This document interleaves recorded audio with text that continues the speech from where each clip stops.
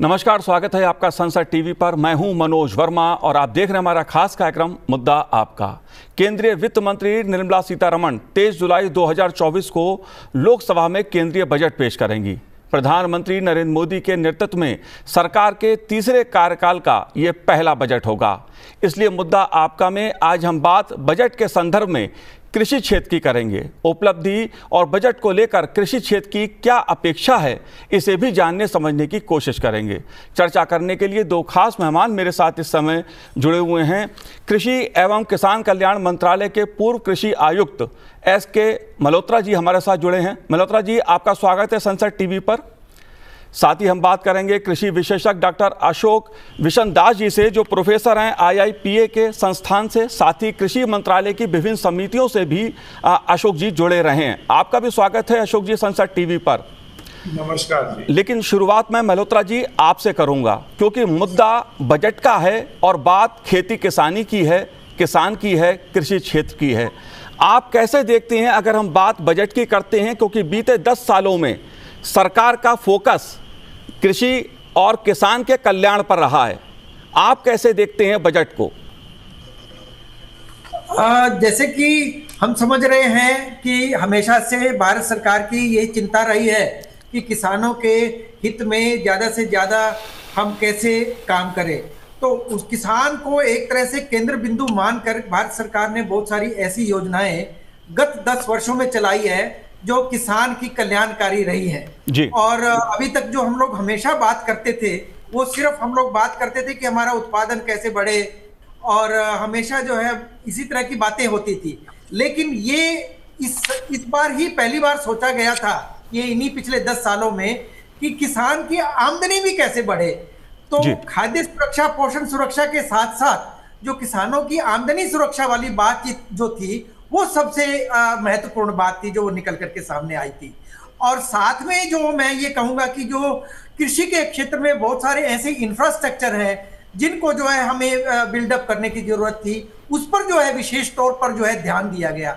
चाहे वो बात करें कि इरिगेशन एफिशिएंसी कैसे बढ़े हमारी, तो इरिगेशन एफिशिएंसी के लिए माइक्रो इरिगेशन सिस्टम्स जो है उसको लाने की जरूरत थी, तो उस पर जो है बड़ा ध्यान दिया गया। और यही वजह है कि हमारा जो माइक्रो इरिगेशन सिस्टम, जो कुल जो मैं ये कहूँगा कि सूक्ष्म सिंचाई प्रणाली जो थी, वो कुल हमारी करीब 6 मिलियन हेक्टेयर एरिया में थे, आज बढ़ करके 13 मिलियन हेक्टेयर एरिया के पास हो गई है। वो ये भारत सरकार के प्रयास थे। तो बिल्कुल इसी तरह से कोल्ड स्टोरेज इंफ्रास्ट्रक्चर, क्योंकि अभी बहुत सारी फल सब्जियां और बहुत सारी ऐसी चीजें हैं जो हमारे खाद्यान्न भी है, उनके लिए कोल्ड स्टोर, उनके लिए जो है वेयर हाउस, और हमारी जो फ्रेश फ्रूट्स एंड वेजिटेबल के लिए कोल्ड स्टोरेज। तो वो प्राथमिकता रही, जो कभी कुल मिलाकर के हमारे पास कैपेसिटी 20-25 मिलियन टन की होती थी, आज आप बढ़ करके देखेंगे तो लगभग 40 मिलियन टन के आसपास हम लोग उसकी कैपेसिटी देश में बढ़ गई है। तो ये सब परिणाम है जिसमें इंफ्रास्ट्रक्चर बिल्डअप की बात हुई है। मशीनरी की जैसे कमी होती थी तो मशीनरी बैंक बने, और क्योंकि बहुत सारे महंगे मशीनरी की बहुत सारी ऐसी चीजें जो महंगी थी जिसको किसान खुद तो नहीं खरीद सकता, लेकिन किसान समूह मिल करके उसको खरीद सकते हैं। दूसरा जो है खरीद नहीं सकते, मैं ये कहूंगा कि FPO के माध्यम से उन चीजों का फायदा ले सकते हैं, सेल्फ हेल्प ग्रुप के माध्यम से ले सकते हैं, मशीनरी बैंक का फायदा ले सकते हैं, और उसमें भाड़ा चुका करके उस मशीनरी का फायदा उठा करके अपनी एफिशिएंसी को बढ़ा सकते हैं। और पिछले टाइम में आपने देखा होगा डिजिटलाइजेशन इन एग्रीकल्चर, उसको बढ़ावा दिया गया। साथ में आपने देखा होगा कि उसके जो जितने भी एलाइड सेक्टर हैं उनको भी बढ़ावा मिला है। चाहे आप मधुमक्खी पालन की बात करेंगे, चाहे आप फिशरीज की बात करेंगे, एनिमल हस्बेंड्री, डेयरिंग की बात करेंगे, तो ये सब विषय जो है इस तरह से निकल कर आए। डाइवर्सिफिकेशन, बागवानी, इन सब चीजों को जो है इसमें बढ़ावा दिया गया। बिल्कुल मल्होत्रा जी, कुछ योजनाओं के बारे में मैं आपसे जानना समझना भी चाहूंगा, क्योंकि मुद्दा बजट का है। अगर बात कृषि क्षेत्र में बजट की जाए तो बीते 10 सालों में, यानी 14 से पहले और 14 के बाद की अगर बात की जाए, तो कृषि क्षेत्र के बजट में भारी बढ़ोतरी भारत सरकार ने की है। डॉक्टर अशोक जी, मैं आपसे जानना चाहूंगा, 10 सालों की अगर हम बात करते हैं तो कृषि क्षेत्र में बजट को लेकर आप कैसे देखते हैं जो बजट में बढ़ोतरी की गई, और संभावनाएं जो हैं, अपेक्षा जो है, उसे आप कैसे देखते हैं? क्या कहना है आपका? देखिए, अगर पिछले 10 साल की बात करें 2014 से अब तक, तो कृषि में बहुत विस्तार भी हुआ है और सुधार भी हुआ है, और गवर्नमेंट की जो नीतियां हैं जी प्रो किसान की तरह है, और उनकी ये है कि किसान की खुशहाली कैसे की जाए, यही सरकार की नीयत है, और सरकार उसी पे ही काम कर रही है। जो ब्लूप्रिंट है, जो भी है, अब जैसे उदाहरण के तौर पे किसानों कभी भी नहीं कहा था कि जैसे न्यूनतम समर्थन मूल्य जो लागत का 50% और अधिक होना चाहिए कम से कम, तो वो एक सरकार ने सुनिश्चित किया है। सरकार ने ये मांग कई सालों से चलती आ रही थी। स्वामीनाथन जी ने 2004 में उसकी सिफारिश की थी, 10 साल तक उस पर कुछ नहीं हुआ।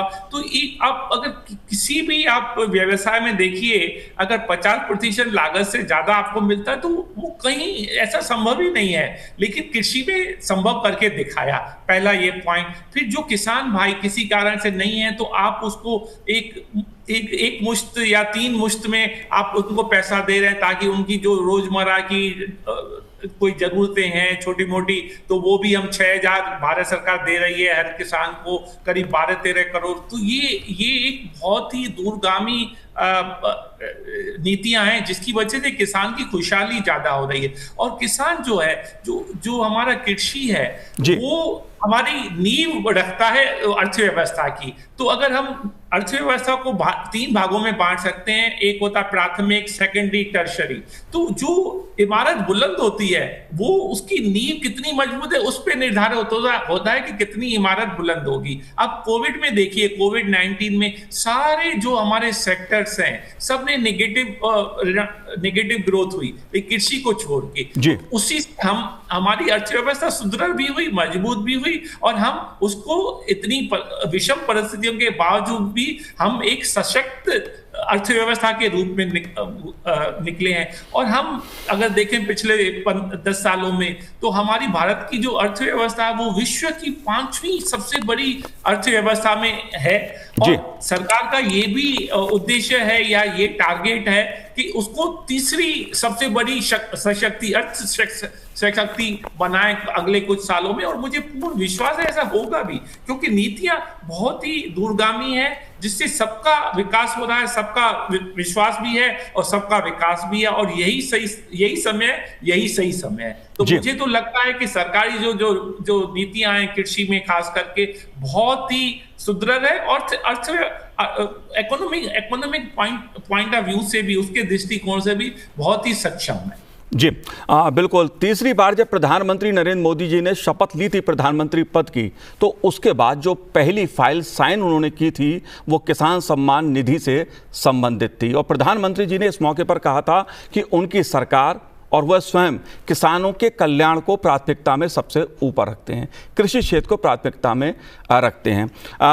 मल्होत्रा जी, मैं आपसे जानना चाहूँगा 2 बातों को खास तौर से, क्योंकि बात न्यूनतम समर्थन मूल्य की होती है, तो क्या इस क्षेत्र में बदलाव आया? और दूसरी मैं आपसे ये बात जानना चाहूँगा, देश में छोटे किसान, छोटी जोत के किसान अधिक हैं, क्या उनके कल्याण के लिए सरकार ने कौन कौन से कदम उठाए और क्या बदलाव आया? हाँ जी, तो इसमें जितनी भी योजनाएं हैं, आपको एक बड़ी मैं ये कहूंगा कि इंटरेस्टिंग बात आपको नोट करने की मिलेगी कि जितनी भी कल्याणकारी योजनाएं बनी है, उनमें जो है केंद्र बिंदु मुख्य रूप से जो हमारा छोटा और मंझला किसान है वही रहा है। और आपने देखा होगा कि जहां क्रेडिट की बात करते थे कि क्रेडिट फैसिलिटी जो है वो भी किसानों के लिए करनी चाहिए, जिससे कि वो एक इंस्टीट्यूशनल लोन ले, तो उसलिए जो है वो जिसमें किसान क्रेडिट कार्ड की बात थी, वो भी किसानों के, छोटे किसानों के फायदे के लिए। दूसरा जो बात आती थी किसान कल्याण योजना जो शुरू की थी प्रधानमंत्री किसान कल्याण, उसमें क्या है कि वो जो 6,000 रुपए एक साल भर में, और 3 जो सीजन हमारे होते हैं, रबी, खरीफ और समर, 2-2 हजार रुपए किसान के खाते में चले जाते थे। तो वो सारे ही छोटे और मंझले किसान हैं जिनको एक तरह से उसका लाभ मिल रहा है, जिससे कि वो अपने इनपुट खरीद सके जैसे ही सीजन शुरू होगा। तो एक तरह की इतनी बड़ी सपोर्ट है जो भारत सरकार की तरफ से, जिससे कि किसानों का लाभकारी काम रहे। इसी तरह से आप देखोगे कि 1361 जो है ई नाम की जो मंडियां हैं उनको जोड़ने का प्रावधान रखा गया है। उसमें काफी कुछ मंडी, 600 से ऊपर मंडियां तो जुड़ चुकी हैं। तो वो भी किसानों के फायदे के लिए है कि जितने छोटे मंझले किसान हैं वो उससे जुड़े, और जो नए अभियान चलाए उनको भी उसमें साथ में जोड़ा कि जो एक तरह से मूल्यवान फसलें थी उनको महत्व दिया गया। तो क्लस्टर डेवलपमेंट हॉर्टिकल्चर का प्रोग्राम था, उसमें विशेष तौर से जो है इनको क्लस्टर्स बना करके जो छोटे किसान हैं और उस क्लस्टर में बागवानी को महत्व देना, वो एक कार्यक्रम था। जो साथ में आप बात करोगे डेयरी डेवलपमेंट की बात है, फिशरीज की बात है, तो ये सब चीजों को जो है एक तरह से साथ लेकर के रखा गया। और जहां कहीं फार्मर प्रोड्यूसर ऑर्गेनाइजेशंस को बढ़ावा मिला, और फार्मर प्रोड्यूसर ऑर्गेनाइजेशन में जो छोटे किसान हैं और मंझले किसान हैं वो जुड़ करके एक तरह से अपना संगठन स्वयं बनाए और स्वयं एम्पावर हो, ये भारत सरकार की एक अच्छी नियत रही है। और हर एफपीओ अपने आप में एक तरह का मैं ये कहूँगा कि एक संस्थान निकल करके सामने आया है, और जिसका सीधा किसान फायदा जो है किसानों को मिल रहा है। वहां पर चाहे वो इनपुट खरीदने की बात है, जब इकोनॉमी ऑफ स्केल पर इनपुट भी जो है सही दरों पर जो है वो खरीद पाते हैं। इसी तरह से जो उनका खेत का उत्पाद जब आता है तो मार्केटिंग की सुविधा मिलती है। वहां प्रोसेसिंग भी, अगर वो प्राइमरी प्रोसेसिंग एफपीओ की यूनिट में करना चाहे तो वो सुविधा भी वहां पर उपलब्ध है। तो ये इस प्रकार के जितने भी मुद्दे हैं, मैं ये कहूंगा कि जिसका सीधा लाभ हमारे स्मॉल एंड मार्जिनल फार्मर है उनको सीधा जा रहा है। मल्होत्रा साहब, न्यूनतम समर्थन मूल्य का मुद्दा एक बड़ा मुद्दा रहा है, इस मुद्दे को आप कैसे देखते हैं? क्योंकि कई क्षेत्रों में, कृषि से जुड़े क्षेत्रों में फसलों को लेकर सरकार ने न्यूनतम समर्थन मूल्य में बढ़ोतरी की है, क्या वो पर्याप्त है? क्या उसमें और आवश्यकता है? इस मुद्दे को आप कैसे देखते हैं? हाँ, जहां तक कि आप अभी देखो, अभी हम लोग बात भी उस पर कर रहे थे, तो ये जितना भी न्यूनतम समर्थन मूल्य की बात करते हैं तो ये एक तरह से जो हमारी सीएसीपी जो हमारा विभाग है कृषि मंत्रालय में, जो सीएसीपी की यूनिट वहां पर शास्त्रीय भवन में है, वहां पर जो है कॉस्ट ऑफ प्रोडक्शन के आधार पर और बाकी और भी कई मापदंड है, उन सबको ध्यान में रखते हुए खरीफ सीजन और रबी सीजन की शुरुआत से पहले एमएसपी निर्धारित की जाती है। और जो भी एक तरह से पहले कमिटमेंट थी कि इसको अगर आप लागत के हिसाब से देखेंगे तो वो 150% जो है उससे भी ऊपर चला गया है अब तो बढ़ करके। तो जितनी भी फसलें हैं उनमें जैसे करीब कुल मिलाकर जो 23 मुख्य फसलें हैं जिनका एमएसपी होता है, तो सभी फसलों में एमएसपी को बढ़ा करके रखा गया। और ये एक तरह का मैं ये कहूंगा कि गेहूं चावल नहीं, इसके अलावा चाहे दलहनी और तिलहनी फसलें हैं उन पर भी जो है मूल्य रखा गया और उसकी प्रोक्योरमेंट की भी शुरुआत की गई है। और उसका जो है सीधा लाभ मिल रहा है, क्योंकि ये एक तरह का प्रोक्योरमेंट का एक मैं ये कहूंगा कि बेस है जिसको भारत सरकार निर्धारित करके किसानों से जो है खरीदती है, चाहे वो गेहूं है, चावल है, और अभी दलहनी फसलें भी हैं, कुछ तिलहनी फसलें भी हैं जिनकी खरीदी जो है एक तरह से सुनिश्चित हुई है। तो उसका लाभ जो है एक तरह से उनको जा रहा है। और सरकार का भी ये मंशा रहती है कि हम खरीफ सीजन और रबी सीजन की शुरुआत से पहले हम लोग जो है एक तरह से उसको बढ़ोतरी जैसे भी है उसको डिक्लेयर किया जाता है और उसको अपना करके फसल के अंतर्गत क्षेत्र भी बढ़ता है, साथ साथ में जो हमारी खाद्य सुरक्षा है वो भी सुनिश्चित होती है। खाद्य सुरक्षा के साथ साथ आजीविका सुरक्षा, ये खाद्य सुरक्षा के मुद्दे पे भी आपसे मैं बात करूंगा, लेकिन डॉक्टर अशोक जी, सबसे पहले मैं आपसे ये जानना चाहता हूं कि भारतीय अर्थव्यवस्था में कृषि का जो योगदान है, जो महत्व है, उसे आप कैसे देखते हैं? क्योंकि बजट की जब बात होती है, देश की अर्थव्यवस्था की बात जब होती है तो कृषि क्षेत्र की बात सबसे पहले होती है, क्योंकि जीडीपी में कृषि क्षेत्र का सबसे अधिक योगदान है। आप कैसे देखते हैं इस पहलू को?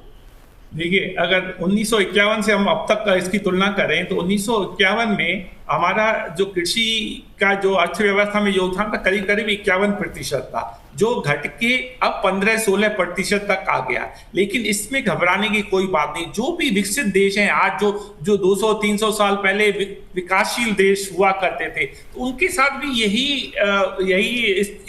इसी पाथ पे चले हुए हैं। तो हमें ये है कि जैसे जैसे देश विकास की, जैसे 2047 तक हमारे भारत सरकार ने कहा कि हम विकसित देश बनेंगे और बन भी जाएंगे, लेकिन उसके लिए अगर वो एक ये छोटा सा एक संकेत है कि आपका कृषि का जो है वो उसका योगदान कम हो, लेकिन इसका ये मतलब नहीं है कि वो एब्सोल्यूट टर्म में भी कम हो रहा है, ऐसा नहीं है, सिर्फ प्रतिशत में। और जैसे विकासशील देश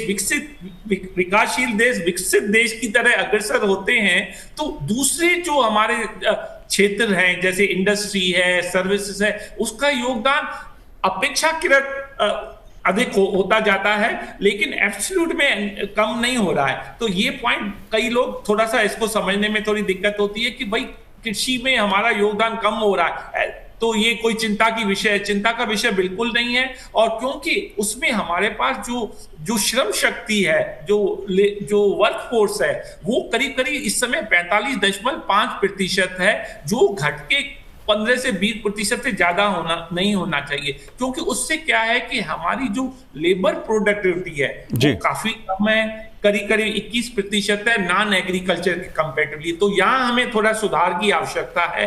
उसके लिए जरूरी है, हमारे मल्होत्रा साहब ने भी कहा कि जो ये CSC होते हैं, कस्टम हायरिंग सेंटर्स हैं, जैसे उबर है। अब कोई बेचारा जिसके पास कार नहीं है वो भी कार का आनंद ले सकता है उबर करके, थोड़े पे पर यूज बेसिस पे। ऐसे ही किसान जिसके पास बहुत सोफिस्टिकेटेड मशीनें नहीं है, जैसे ट्रैक्टर नहीं है, वो उसको जितने दिन के लिए चाहिए पर यूज बेसिस पे वो पे करके, तो सरकार ने ये सुविधा मुहैया कराई है, जिसमें आप कस्टम हायरिंग सेंटर में जाके एक दिन के लिए तो जितने अभी जैसे हम उबर हायर करते हैं उस तरह से हमारा जो कृषि की मशीनरी है उसमें भी ये काम काफी टाइम से हो रहा है। तो उससे क्या है कि आपके पास लेबर इतनी आवश्यकता नहीं होगी, उसको हमें स्किल करके, ये मेरी अपेक्षा है बजट से कि जो एग्रीकल्चर लेबर है उनको आप अपग्रेड करिए, अप स्किल्स आप अनस्किल्ड वर्कर, ताकि उनकी जो आमदनी हो, आय हो, वेज रेट हो वो अधिक हो, तभी तो हम एक विकसित देश बनेंगे। हमारी इस समय जो पर व्यक्ति आय है करीब $2,500 के आसपास है, उसको हमें कम से कम $13,500 करना है 2047, तभी हम एक विकसित देश की तरह उभर के आएंगे। तो ये मेरा बजट से अपेक्षा भी है और आशा भी और विश्वास भी है कि ऐसा होगा। जी बिल्कुल मल्होत्रा साहब, देश की खाद्य सुरक्षा के लिए जरूरी है कि इसको बढ़ावा और दिया जाए, और साथ ही अर्थव्यवस्था में जो समावेशी विकास की बात की जाती है उसके लिए भी जरूरी है कि कृषि क्षेत्र को बढ़ावा दिया जाए, उसको और अधिक सुविधाएं दी जाएं। प्रधानमंत्री जी भी इस बात को कहते हैं कि उनकी सरकार बहुत कुछ करना चाहती है किसानों के लिए। आप कैसे देखते हैं इन दोनों पहलुओं को? बिल्कुल, क्योंकि ये बात तो बिल्कुल निश्चित है कि एक तरह से किसानों के कल्याण के लिए जो योजना है उसका लाभ जो है सीधा किसानों को मिले। इसीलिए आपने देखा होगा कि पहले इंटरिम बजट रिलीज हुआ था, 6 महीने के लिए किया था, तो अब जो है बजट का बाकी हिस्सा है वो भी जाएगा। तो उसमें हम लोग यही कहेंगे कि जो एक तरह से उन्होंने ये कहा है कि जो हमारी वैल्यू चेन है एग्रीकल्चर में, और उसमें टेक्नोलॉजी एडॉप्शन हो और वैल्यू चेन एक इंप्रूव होकर के आए, उसको स्ट्रेंथन करने की जरूरत है खेती में। तो उस वैल्यू चेन को बढ़ावा देने की जो बात की गई है और उसी को निरंतर आगे लेकर के जाने की जरूरत है। दूसरा, जो फूड प्रोसेसिंग में भी जो इंफ्रास्ट्रक्चर है उसको भी हम लोगों को साथ में ले जाने की, क्योंकि मैं उसी बात को आपकी बात के साथ जोड़ करके बोलने का प्रयत्न कर रहा हूं। तो फूड प्रोसेसिंग इंफ्रास्ट्रक्चर, जिससे कि फूड प्रोसेसिंग इंफ्रास्ट्रक्चर भी जो ग्रामीण क्षेत्र है उनमें भी इस तरह की चीजें निकल करके आए, तो उस पर जो है फोकस उस इंटरिम बजट में भी था, और उसी को ही आगे कैसे कैरी फॉरवर्ड करना है ये भी उसमें देखा गया है। और जो फार्म क्रेडिट की बात भी मैं कर चुका हूं कि किसानों के लिए उसको कैसे इंप्रूव किया जाए, और हमारे अपने भी गवर्नमेंट के अपना एजेंडा भी है कि एडिबल ऑयल के ऊपर जो तेल है जिनकी निर्भरता हमारी दूसरे देशों पर है, तो वो निर्भरता को भी हम कम करें।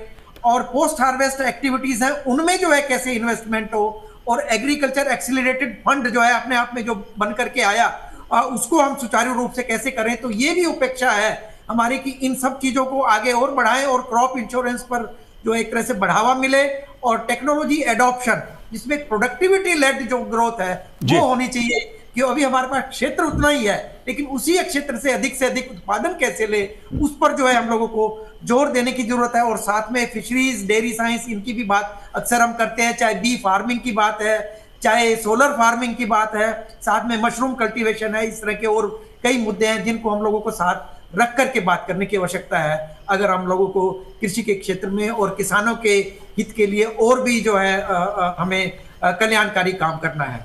जी डॉक्टर अशोक जी, जैविक खेती का मुद्दा भी खासा अहम रहा है, और यह माना जाता है कृषि क्षेत्र के लिए, एक स्वस्थ समाज के लिए, स्वस्थ राष्ट्र के लिए जैविक खेती आज की एक जरूरत है। इस मुद्दे को आप कैसे देखते हैं? सरकार ने 2015-16 में परंपरागत कृषि विकास योजना शुरू की थी, आप कैसे देख रहे हैं इसको? इसका बहुत ही विकास और इसकी जो खपत है, और ये एक तो स्वास्थ्य के लिए सबसे अच्छा है फिर इसमें जो, क्योंकि ये जैविक खेती है तो किसानों को भी थोड़ा सा आसानी रहती है। और अब सबसे इम्पोर्टेंट है कि जो हमारा एनवायरनमेंट है, पर्यावरण है, सारे सुचारू रूप से सब ठीक होता रहेगा। और जो GHG गैसेस हैं, ये वो सारे जो हमारे प्रदूषण के सोर्स हैं, स्रोत हैं, उनको भी कम करेगा। और सबसे इम्पोर्टेंट बात यह है कि जैसे हमारा कृषि का जो एक्सपोर्ट है वो इस समय करीब 50 बिलियन टन है, तो वो हमारा टारगेट उसको $100 बिलियन तक होना चाहिए। उसके लिए भी ये बहुत जरूरी है, क्योंकि विदेशों में ये जैविक खेती की जो मांग है बहुत ज्यादा है। तो ये देखिए, gold is gold when it is sold. तो जैसे ही फार्मर के लिए, खेती के लिए हमारी जो उपज है कृषि की, वो भी तभी उसका फल मिलेगा जब जो डिमांड है उस हिसाब से आप उसको पैदा करें। ये न कि आप परंपरागत जो भी हमारा चल रहा है उसी को चल रहे हैं। तो हमें जब तक डिमांड के अनुरूप हमारा प्रोडक्शन नहीं होगा, किसानों की खुशहाली में इतनी आसानी नहीं रहेगी। तो किसानों की खुशहाली को सुनिश्चित करने के लिए हमें वो प्रोड्यूस करना है जिसकी मांग ज्यादा हो, और मांग जब ज्यादा हो तब आपको किसानों को सही कीमत मिलती है। ये बिल्कुल आधारभूत अर्थव्यवस्था का ये सिद्धांत है। तो मेरा ये मानना है कि अगर ये ऑर्गेनिक फार्मिंग पे ज्यादा जोर देंगे तो उससे एक तो पर्यावरण भी ठीक रहेगा और किसानों की आमदनी काफी बहुत ज्यादा अच्छी हो जाएगी, और वो कल्याणकारी योजना होगी। उनकी जो इनकम है वो हमारी भारत सरकार ने कहा दुगनी करेंगे, उससे भी ज्यादा हो सकती है। तो इसमें बहुत ज्यादा प्रबलता जो है, उसकी जो क्षमता है वो बहुत ही सक्षम है। और ये भी एक तरीका है कि किसानों की आय हम बहुत ऊपर तक ले जाएं। जी बिल्कुल, देश का किसान आर्थिक दृष्टि से संपन्न हो, ये प्रधानमंत्री नरेंद्र मोदी जी की प्राथमिकता में सबसे ऊपर रहा है, और इसके लिए सरकार ने तमाम कदम उठाए भी हैं। लेकिन देश की खेती और किसान एक तरह से मौसम पर निर्भर करता है। मल्होत्रा जी, इस मुद्दे को भी मैं आपसे समझना चाहूँगा, क्योंकि मौसम की जो मार होती है, बात चाहे बाढ़ की हो या सूखे की हो, सबसे ज़्यादा मार किसान पर पड़ती है, खेती पर पड़ती है। इस मुद्दे को आप कैसे देखते हैं, क्योंकि फसल बीमा योजना एक बड़ा मुद्दा किसानों के लिए रहा है? हाँ, बिल्कुल ठीक है। अभी आप जैसे कि देख रहे हैं कि मौसम का बिल्कुल ही विपरीत कभी कभी परिस्थितियां ऐसी हो जाती हैं, और हमारा खरीफ का जो है सबसे ज़्यादा सहनशील हमारा रहता है, क्योंकि बहुत सारी खेती हमारी लगभग 50% खेती मॉनसून आधारित है। तो मॉनसून अगर अच्छा हो जाता है तो खेती हमारी मॉनसून में अच्छी हो जाती है। करीब करीब 151 मिलियन टन उत्पादन हमारा खरीफ सीजन से आता है, 149 मिलियन टन हमारा रबी सीजन से आता है। तो इस तरह की चीज़ों को डील करने के लिए, जिसमें कि जितने भी हमारे स्ट्रेस है, चाहे वो ड्राउट का है, चाहे वो ओलावृष्टि का है, साथ में हम बात करें तो इसमें लो टेम्परेचर की बात है, तो जितना भी इस तरह के स्ट्रेस आते हैं उनको डील करने के लिए प्रधानमंत्री फसल बीमा योजना जो बनाई है, उसमें क्रॉप बेस्ड, मैं ये कहूँगा कि जो एक सिस्टम बना है जिसके आधारित इस तरह के बहुत सारे एडवाइजरी सेंटर्स भी बने हैं, और साथ साथ में crop weather based advisory services भी हैं। उनको साथ लेकर के हम लोगों को आगे चलने की जरूरत है, और जो किसान है उसको सुरक्षित कैसे रखा जाए, और वो एक सपोर्ट प्रधानमंत्री फसल बीमा योजना के माध्यम से उनको मिल रही है। उसका लाभ जो है हम लोगों को, किसानों को लेने की जरूरत है। वो अपने आप को एनरोल करें जैसे ही वो सीजन शुरू होता है, और उसका लाभ जो है बहुत सारे किसानों को मिल रहा है। उसका जो प्रावधान है खरीफ सीजन में, रबी सीजन में, उसी तरीके से जो रजिस्ट्रेशन और एनरोलमेंट होता है वो किसान उसको फॉलो करें, तो उनका जो रिस्क है काफ़ी हद तक कवर हो जाता है। और जितने भी इसके साथ साथ हम प्रोटेक्टेड कल्टीवेशन का भी अक्सर सजेशन करते हैं कि जितने हमारे छोटे मंझले किसान हैं वो अगर प्रोटेक्टेड कल्टीवेशन में कुछ एरिया जरूर डालें, जिससे कि वो वातावरण की उस मार से भी बचा जा सकता है, तो कुछ आमदनी में भी उसमें इजाफा रहेगा, जिसमें कुछ ऐसी फल सब्जियां और हाई वैल्यू क्रॉप्स है उनको भी प्रोटेक्टेड कल्टीवेशन पॉली हाउस के माध्यम से उनकी खेती भी संभव है। उसको भी हम साथ में रिस्क कवरेज के हिसाब से साथ लेके चलते हैं कि उनको कुछ ना कुछ आमदनी वहां से मिल जाएगी और मल्होत्रा जी रिस्क है वो कवर हो जाएगा। जी मल्होत्रा जी, बीते 10 सालों में सरकार ने 2 और महत्वपूर्ण फैसले कृषि क्षेत्र को ध्यान में रखकर लिए। एक कृषि निर्यात नीति बनाई गई और दूसरा कृषि क्षेत्र में सहकारिता को बढ़ावा देने के लिए सरकार ने पहल की। देश में पहली बार सहकारिता मंत्रालय बनाया गया है। इन दोनों मुद्दों को आप कैसे देखते हैं? अर्थव्यवस्था पे इसका क्या असर हुआ और क्या अपेक्षा है आगे? जी, तो जहां तक जो है हम लोग सहकार की बात करते हैं तो ये अलग से एक मिनिस्ट्री बनी है जो किसान कल्याण मंत्रालय से अलग होकर के, क्योंकि उस पर फोकस की जरूरत है इसीलिए अलग मंत्रालय बना। और उसमें जो 3 चीजें उन्होंने एकदम जो शुरुआत हुई उसी कोऑपरेटिव मिनिस्ट्री की तरफ से, पहला उन्होंने ये कहा कि multi state cooperative system seed production के लिए जो अच्छा बीज का उत्पादन है, मल्टी स्टेट कोऑपरेटिव्स उसमें सामने आए तो उसको बढ़ावा देने के लिए नया कार्यक्रम शुरू किया। इसी तरह से दूसरा मल्टी स्टेट कोऑपरेटिव शुरू हुआ वो ऑर्गेनिक खेती पर शुरू हुआ, और जो तीसरा मल्टी स्टेट कोऑपरेटिव शुरू हुआ वो एक्सपोर्ट बढ़ाने पर हुआ और जो इंपोर्ट है उसको रिड्यूस करने पर हुआ। और इसी तरह से जो विजन बना भारत सरकार का, जो विजन 2047 को अचीव करने के लिए बनाया गया है, उसमें ये जो है मुख्य मुद्दा रखा गया है कि हम जो है इंपोर्ट डिपेंडेंसी कैसे रिड्यूस करें, और स्पेशल उसके लिए एक्शन प्लान बना है। और फलों के लिए, सब्जियों के लिए और ऑयल सीड क्रॉप्स के लिए जो कुछ ऐसी चीजें हैं जिनको हम कुछ इंपोर्ट कर रहे हैं, उनको इंपोर्ट जो है कैसे रिड्यूस हो और एक्सपोर्ट कैसे बढ़े। तो दोनों चीजों को साथ रख करके और उसको योजनाबद्ध तरीके से एक तरह से जोड़ा गया है, जैसे mission for integrated development of horticulture.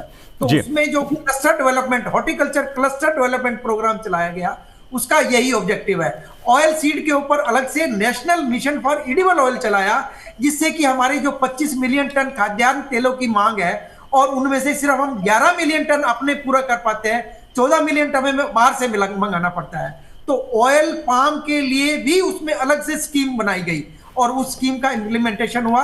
चूंकि ये ऑयल पाम एक लॉन्ग ड्यूरेशन की क्रॉप है, उसके रिजल्ट हमारे को आने में 3-4 साल का और वक्त लगेगा।